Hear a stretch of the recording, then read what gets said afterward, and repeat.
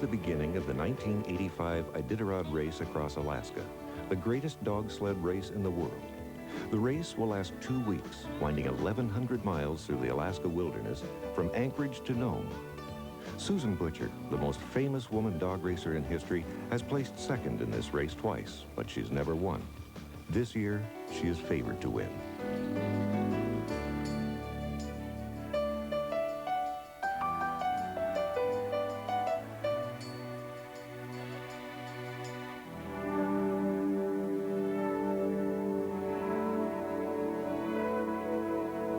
Suddenly, just after dusk on the second day, Susan sees the ears of her lead dogs go up.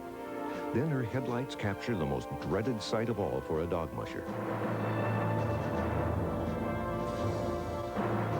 Instinctively, she throws the sled over to stop, but it's too late.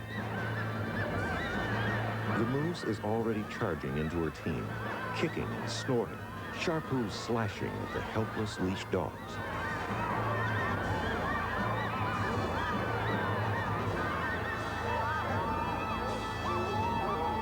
The moose continued to charge into the team for almost 20 minutes, killing 2 dogs and injuring 13 others.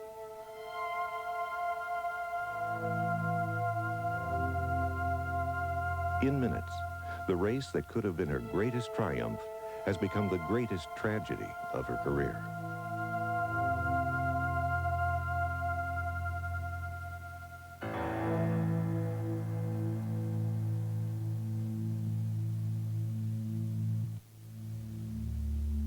As the other mushers came into the checkpoint, they were stunned by the news of Susan's accident. David, I got stomped by a moose. Johnny's dead, Hyde's borderline. Maddie, Yeller, co-pilot,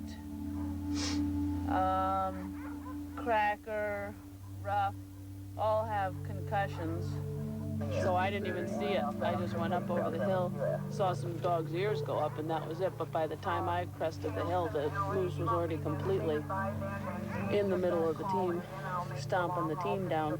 Other moose that I've run into have tromped through the team and then charged off. So I expected her to just continue all the way back through the team, go hit me. I've been hit a lot of times by the moose but then just keep running, look for an out. She wasn't looking for any out. She just wanted to stay right in the middle of the team. And I tried waving things at her, and I tried poking at her and stuff, and nothing would make her move. Even when she had a pretty clear shot out past the leaders, she'd just stay right in there amongst the dogs, kicking them. Dewey Halverson had caught up with Susan after 20 minutes and shot the moose. I went up as close into her team as dared. That moose was right in the middle, and it just stomped the dickens out of those dogs. And I shot twice and hit it, and it went up and kicked some of the front dogs again, and I shot, and the fourth shot put it down. A lot of my dogs I bought from Susan.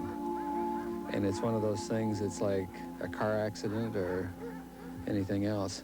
It happens, and it's sad when it does, and it's got to be awesome. I've met a lot of moose on the trail, but I've never had one jump my team. Susan flew her wounded dogs back to Anchorage for medical help. She was present in the operating room during surgery, and when she was certain she had done all she could, she took the injured dogs home. Even with Susan out of the race, 1985 was to be the woman's year of the Iditarod after all, in the person of Libby Riddles of Teller. Libby had not received the amount of publicity that Susan had over the years, but she was an experienced musher, entering her first Iditarod in 1980. Her upset victory came from a bold and daring move. She and the other leading mushers were caught in a storm at Shaktoolik, a ground blizzard with winds gusting to 50 miles an hour. Libby set out into the teeth of the storm, while the other mushers waited it out. That daring gamble paid off, and her lead was established for the rest of the race. From Shaktoolik on, Libby held tenaciously to the lead her gamble had given. She arrived triumphantly in Nome as the first woman ever to win the Iditarod. Welcome to Nome, Libby! Congratulations!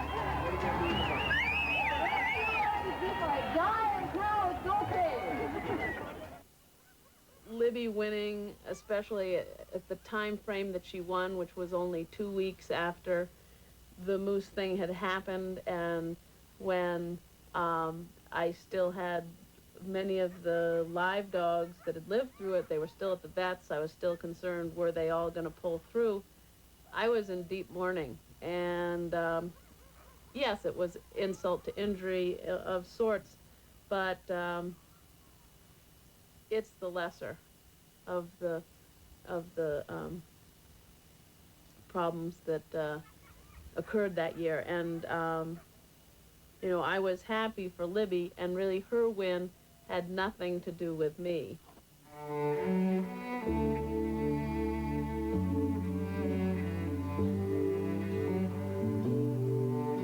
While Susan regretted being put out of the race, that regret paled beside the intense emotional grief from the loss and mutilation of her dogs.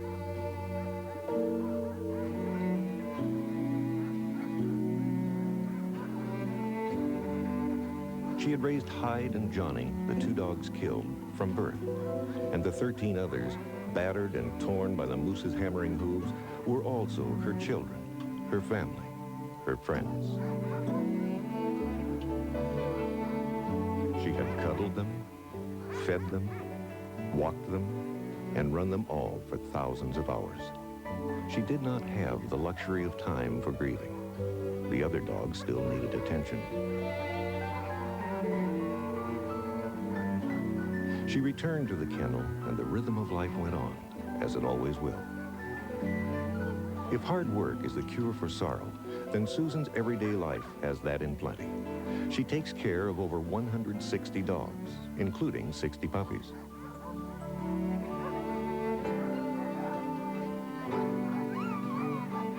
I raise them and start working with them from literally the day they're born.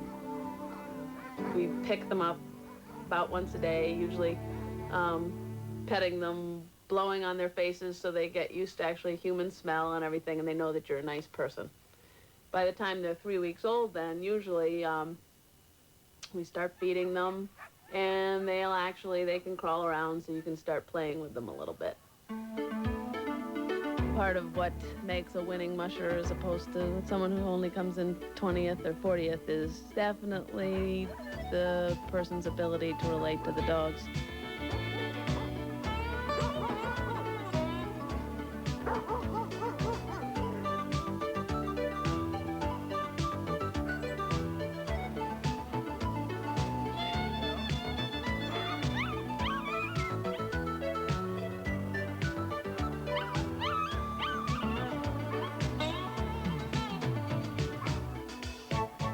When they're 8 weeks old, I start taking them on walks. And I feel that this is really important. We go anywhere from 1 mile to 7 miles. And what they're learning is that the funnest part of the day and the most exciting part is when they're with a person. I take them through creeks, over big trees, over difficult obstacles. I see who's willing to come with me no matter what. Susan's dogs are part of the tradition of Alaska. To the mushers, the breed of dog is not important. It's only the character of individual dogs that matters. The type of dog that I use to race with is called an Alaskan Husky. Now, this is not an AKC registered breed, but it's a breed that's been used as a working dog for sled dogs for hundreds of generations. We don't care what's in them. We care that they have endurance, speed. What they have inside their heads is real important. You need that husky to have that heart and that drive to want to go.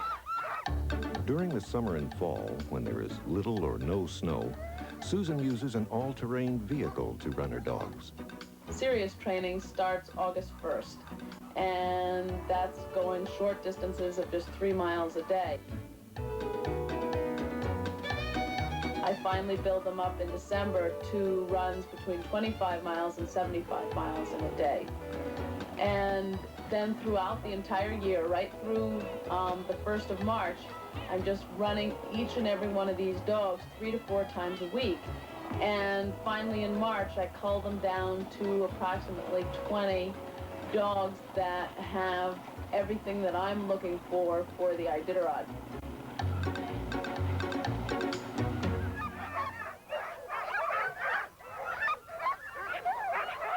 Generally, every year, I'm training between 50 and 60 dogs that are of the right ability and the right age to run in the Iditarod. At 4 months, we start breaking them to our dog walker. For some reason, dogs are perfectly happy to run around in circles for 45 minutes. But then what I'm getting to do there is see their gait. And that is ultimately the most important thing to me when it comes to picking a dog for my racing team. I'm looking for the smoothest and, of course, the fastest gait.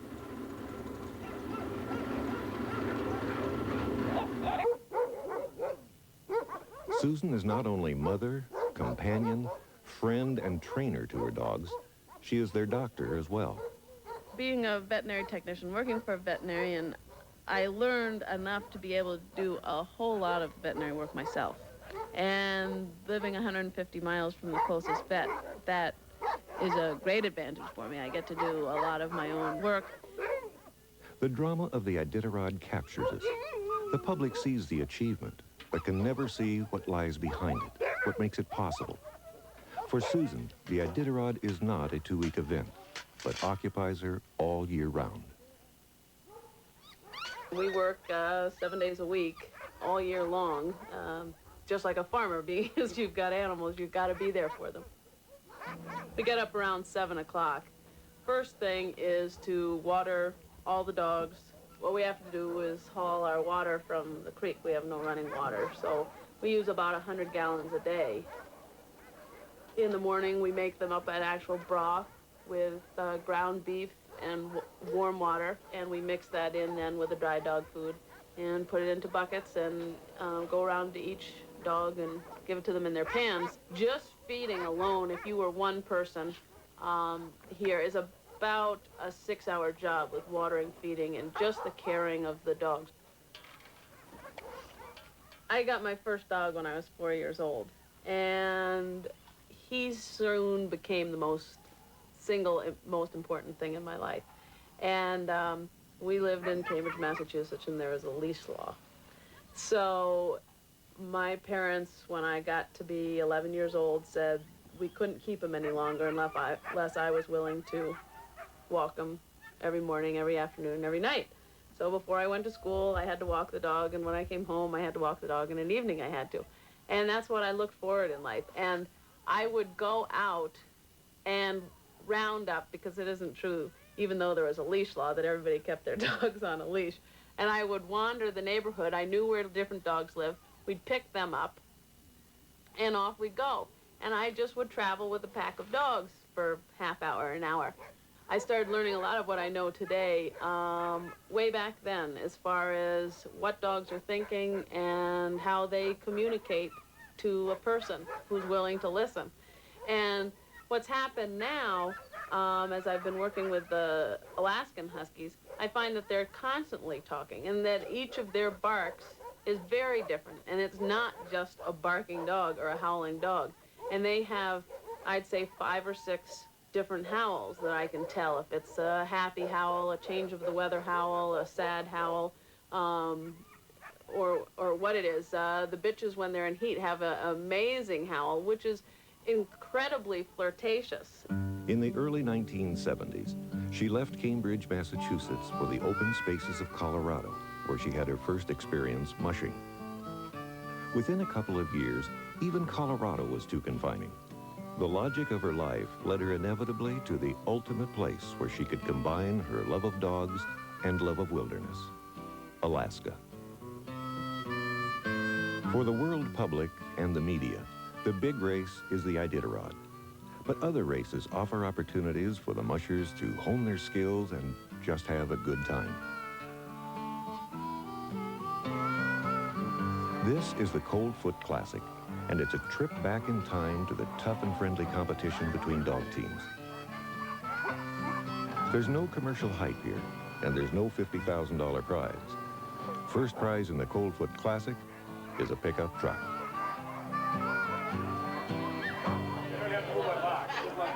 Although the Coldfoot Classic is informal, the competition is tough.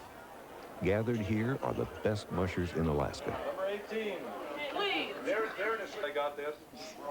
Susan Butcher.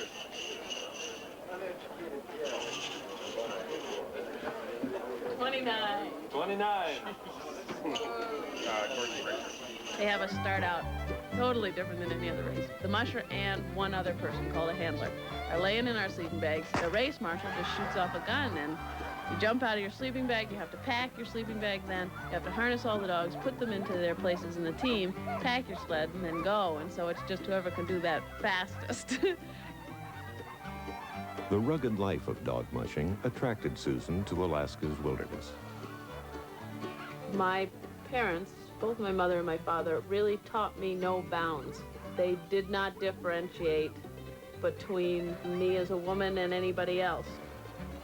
We didn't have a brother growing up with us until I was 15 years old. So it was just my sister and I, and if we said, hey, we want to go do this, nobody said, well, that's something that boys usually do. So I don't think that I even knew till I was 18 years old that there were people out there that wanted to limit me because I was a woman. Of the land and of Alaska's history. For centuries, the Eskimos and Indians of the interior had used working dog teams as the only practical transportation across the vast spaces. For all its beauty, the long winters are hostile to the fragile species of man. And in the tradition of the frontier, people helped each other or died. It was from this tradition that the trail they call the Iditarod emerged, named after a tiny village in the interior. The trail's place in history was made in 1925, when the gold mines of the interior were swept by a devastating epidemic of diphtheria. Without life-saving serum, thousands of isolated miners would die. In midwinter, the precious serum was rushed to Nome by dog team, and the bold rescue mission caught the imagination of the country. By the late 1920s, modern technology in the form of bush planes had virtually made the Iditarod Trail obsolete, but the dramatic life-saving mission to Nome had become an indelible part of the Alaskan legend. By the early 1970s, a group of Alaskans had conceived the idea of a modern race along the old route. Such a race would not only be a great sporting event, it would be a tribute to the spirit of Alaska. The frontier values of the true Alaska would come alive again. Among the planners was Joe Reddington, known as the father of the Iditarod. Joe was an old-time musher who was renowned not only for his skill, but for his encouragement of young mushers. One of the first two women who entered the Iditarod was Mary Shields in 1974. She placed 23rd, and Lolly Medley was 24th. Both were out of the money, but they put to rest for all time the myth that women could not finish the race without help. After 1974, women mushers were an increasing presence. By 1978, a woman had finished in the top 20 for the first time. It was Susan Butcher in her first Iditarod. Recently, even some women from foreign countries have entered, like Nina Hotvedt of Norway. I do whatever my dogs can. As long as my dogs hold up, I'm gonna hold up. The modern Iditarod Trail runs 1,100 miles from Anchorage to Nome on the Bering Sea. The trail runs through the spectacular Rainy Pass and out into the desolate landscape known as the Farewell Burn. The historical town of Iditarod itself, almost at mid-race, is now deserted except when the race passes through. The racers reach the Bering Sea at the Eskimo village of Unalakleet. The last several hundred miles follow the frozen coastline of the Bering Sea to the finish line at Nome. There are approximately 60 mushers entered, each starting with a team of 16 to 18 dogs. The logistics of the race are formidable. Tons of dog food are deposited at checkpoints along the trail, and each musher is responsible for his or her own team's food. Most Iditarod workers are volunteers. Even the military turns the Iditarod into a training maneuver by airlifting food and supplies for the teams. If a dog becomes sick or injured on the trail, the musher carries it to the next checkpoint where professional veterinarians are ready to help. It's These veterinarians also inspect every dog of every team that passes through. Keeping the dogs hydrated and mentally fit for running is the biggest problem. If you get a dog that's run so much that it's dehydrated, it refuses to eat. And if it refuses to eat, it will refuse to drink. And a vicious circle is started. And more injuries happen, and the dog will finally quit. It just won't want to run anymore. The rules protecting the health of dogs are strict and absolute. The welfare of the animals is the #1 priority of mushers and support crews alike. The musher's task during the race is partly navigation, partly strategy, but above all, caring for the dogs. For the mushers themselves, the risks are plentiful. It's easy to lose the skimpily marked trail in bad weather, and accidents can put an end to anyone's ambition. Hell, I went rolling through the air like I was shot out of a cannon. I tumbled 3 times down the side of that one hill there in Happy River.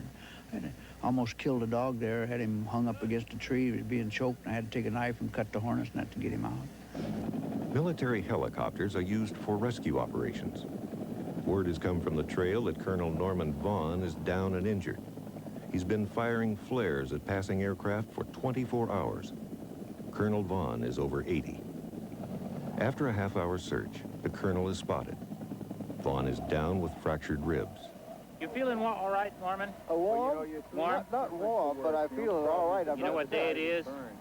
Saturday, I think. Okay. It's awful sore on that side, you see. Which side? Your right. Your right side. Right side. In spite of painful injuries, Colonel Vaughn will be on the Iditarod Trail again next year. And even those who finish have to contend with some of the most inhospitable terrain on the face of the earth. For 2 weeks, the mushers catch only minutes of sleep at checkpoints or along the trail, and by the end, hallucinations are common. They're pushed to the ultimate limit of endurance. From its beginning, the modern Iditarod race has captured the imagination of the world. It's a media event with all of the trappings of the high-tech world.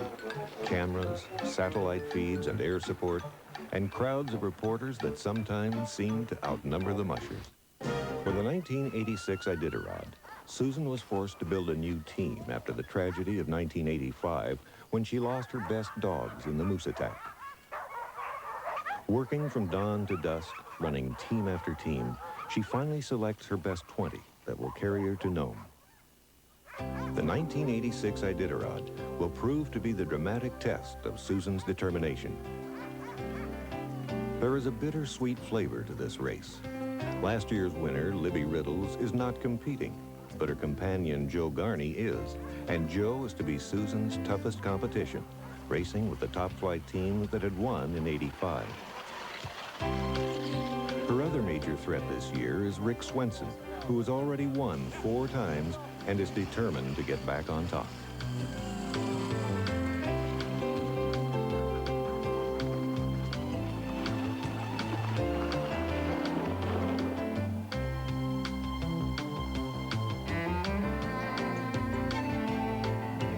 Joe Garney starts fast and takes the lead out of Anchorage.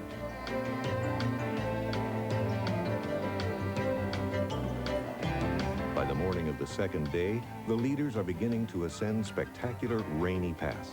They'll climb 2,000 feet in 20 miles.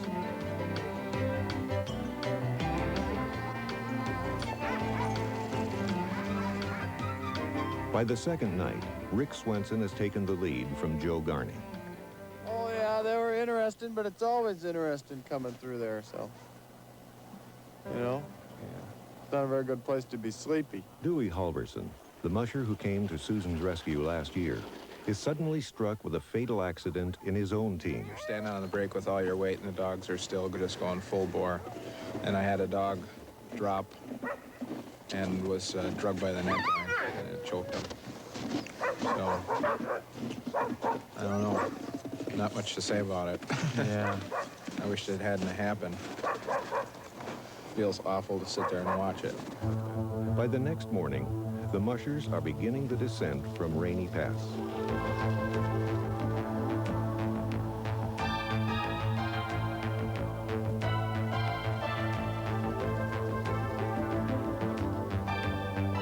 The trail down winds through the narrow chute called the Dalzell Gorge.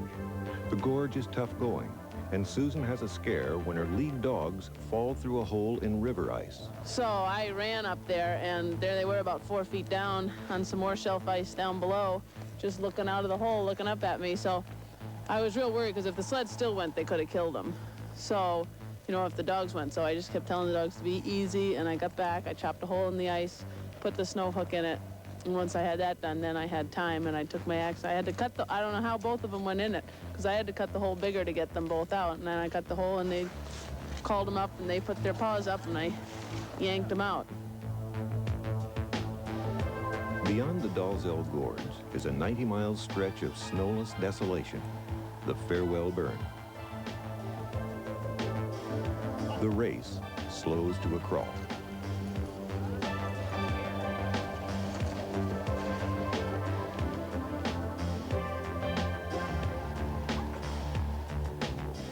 Garney is first into the McGrath checkpoint, winning the traditional $1,000. Susan is second. You gonna go for that $2,000, Joe? Oh, I don't know. I'm going to go for no, you know. That's all I'm doing right now. But the Iditarod is notorious for humbling the leaders.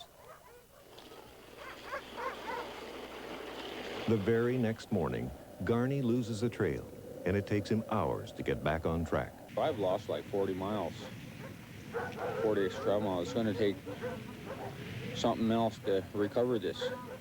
It's like getting a shot in the end of the nose. Makes your eyes water. You can't roll with a punch. Garney's mistake will haunt him for the rest of the race. It is touch and go for 1,000 miles, with the lead changing back and forth. By the Ruby checkpoint, Susan is back in the lead. Rick Swenson pulls in only a couple of hours behind. I think, you know, there's about 8 real good teams. The race isn't over. We're just kind of getting ready to start here. Even after losing 40 miles, Joe Garney's dogged determination brings him back up with the leaders. I've been doing a lot of figuring out how I was going to catch these guys. I've been working at it. While they've been sitting down on them chairs and riding, I've been running. When they're drinking coffee, I've been walking and gaining on them. The predictions are coming true. By the 10th day, 200 miles from the finish, it's finally clear the race is between Susan and Joe Garney. Joe Garney is a good friend. He's a tough, experienced musher who was one of the first to befriend Susan when she began racing. But this is the Iditarod, and competition is competition. She has no intention of losing to Joe. 70 miles from Nome, Joe takes the lead, and his dogs look good. He holds the lead almost all day, but at dusk, Susan catches him again. Now the two mushers are using every strategy they can muster to confuse each other, including running through the Arctic night without lights. 70 miles from Nome, somebody asks Joe if there's going to be a sprint to the finish. He just laughs. The dogs are down to a 7-mile-an-hour trot. Nobody, says Joe, is going to be sprinting anywhere. And then he sprints.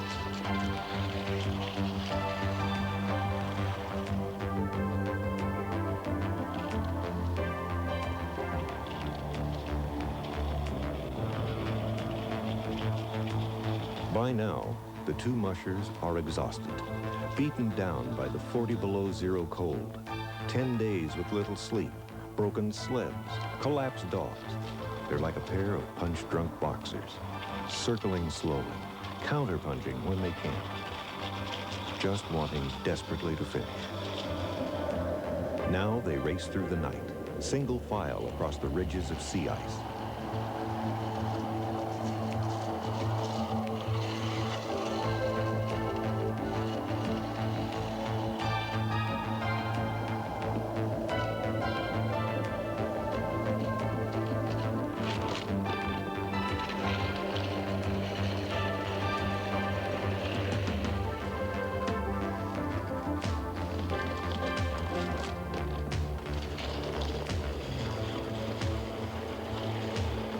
Only 20 miles from the finish, Susan catches and passes Garney for the last time.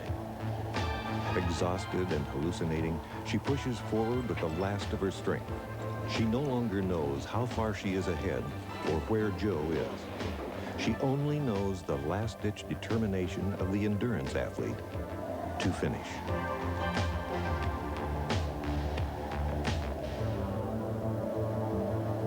And there you see her, the winner of the 1986 Iditarod, Susan Butcher, coming down the chute.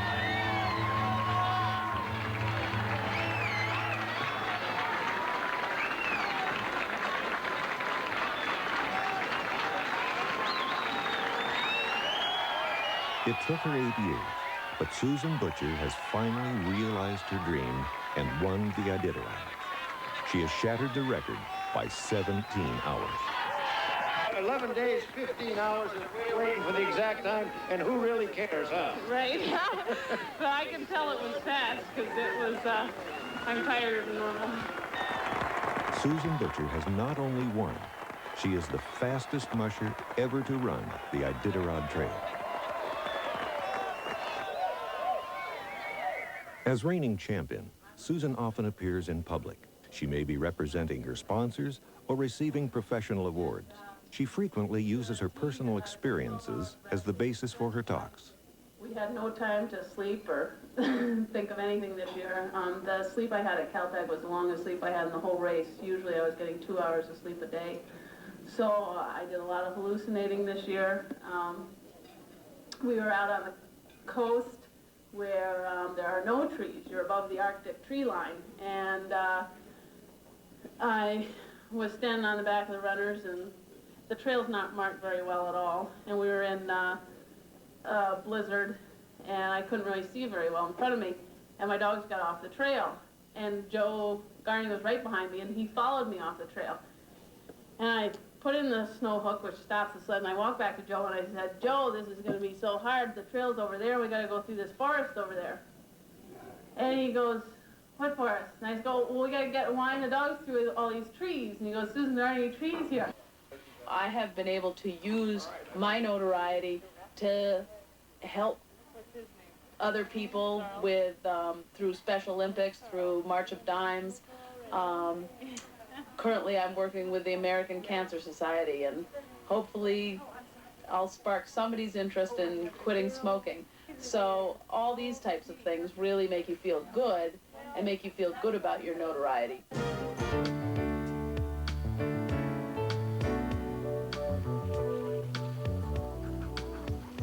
Now, 1 year after her record-setting win, she's at the starting line again.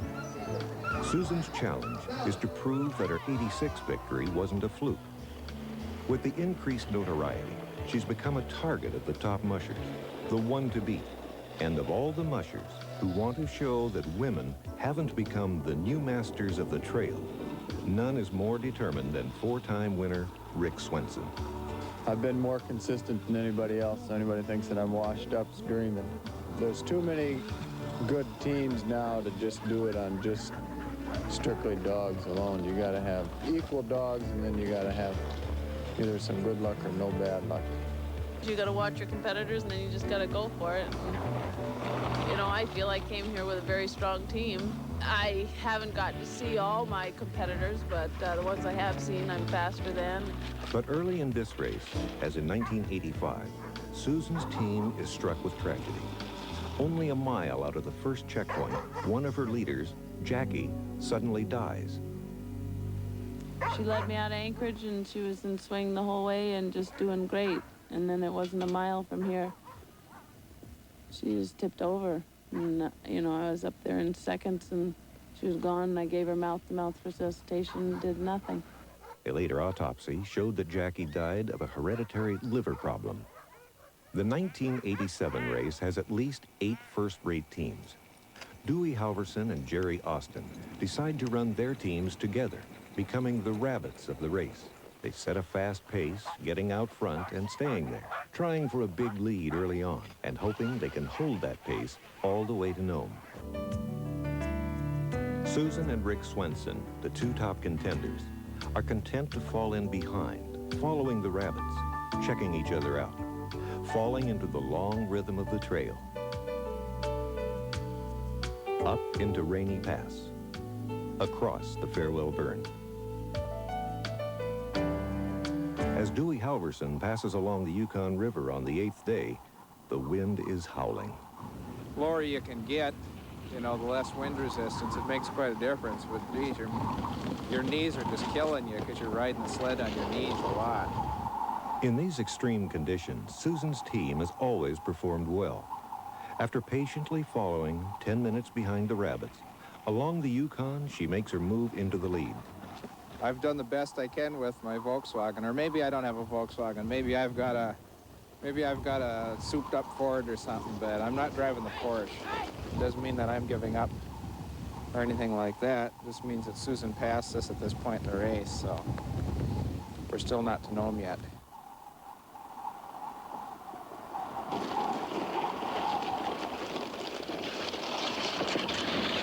Here at the cow tag checkpoint, the villagers surround the incoming mushers. Jerry Austin now sees the race a little differently. The only team I think that, you know, unless there's a problem on the coast with a storm or something like that, Rick's the only one that I think may be able to beat her, but I haven't run with him. I've been running up front, so I don't know how fast he is. But he'd better be a little bit faster than Dewey or me, or it's going to be come to Alaska where men are men and women are men. Susan's strategy has more to do with the condition of her dogs than the speed of her opponent. I personally wouldn't be here if my team didn't look good. I would put them wherever they would still be looking good, because that's still the name of the game. We got a long ways to go. Just after dawn the next morning, Susan arrives at the Bering Sea, the village of Unalakleet. Rick Swenson is beginning to press forward and comes in close behind. Not worried about anybody. You think this is your race? Well, I'm just driving my own dogs. They won't tell you when they're going to move out, what time. And they'll sneak, each and one of the dog mushers will sneak. They won't tell till even the checkers, they tell the checkers to keep quiet because they don't want them to find out.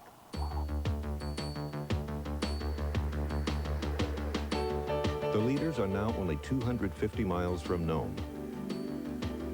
Through the hills along the Bering Sea, the mushers run up every incline, helping their dogs as much as they can. Susan is in the lead.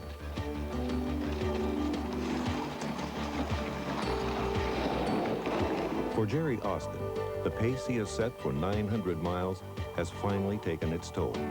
He will not lead the race again. I'm just hoping that if it's Rick or Susan, whoever it is that wins, I hope they do set a record, because then Dewey and me will be part of it, dragging them all the way to the coast, you know.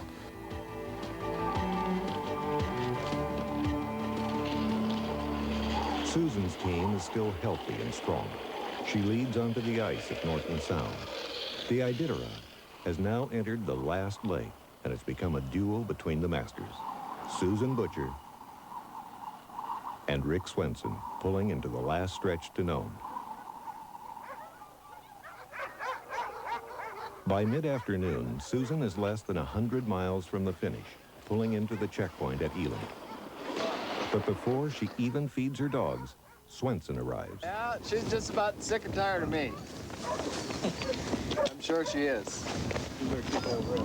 That's all right. Good for her. She did it to Garney last year. And now the sprint begins in earnest. Unexpectedly, Swenson leaves only 30 minutes later, ahead of Susan. Susan scrambles to catch up, but still leaves Elam 10 minutes behind. But 25 miles later, Susan is in the lead again. Swenson has pulled off the trail outside Elam and let her pass, gauging her strength and endurance. By here about 12 minutes to go. How do you feel at this point about catching her, passing her, and beating her? Well, I'm going to do my very best to do all three. I know I'm going to see her at least once more at White Mountain, so I get that consolation. Hopefully I'll see her a couple more times besides that. And hopefully I'll pass her and not see her again. But that's what the whole thing is all about. We've been dicing this out for 9.5 days. Now it's coming down to the wire. We're gonna find out. Gentlemen, are you ready? All right. By midnight, Susan has gained 17 minutes on Swenson. I gained that 17 minutes, some of it, I think, because my team was doing a little better now.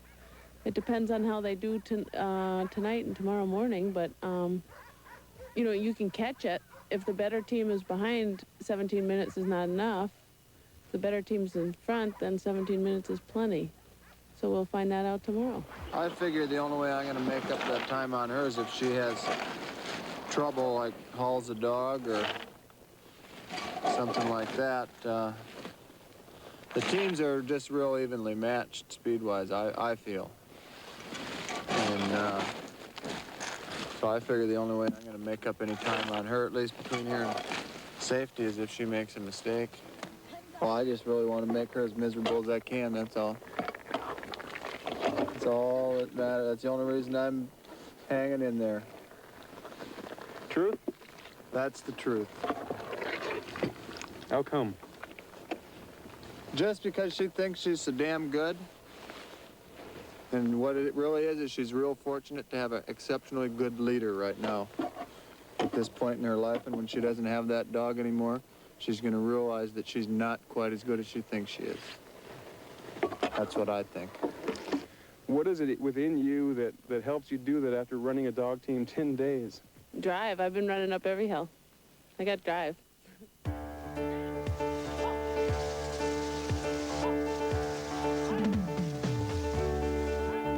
From this point on, Susan never loses the lead and doesn't see Rick Swenson on the trail again.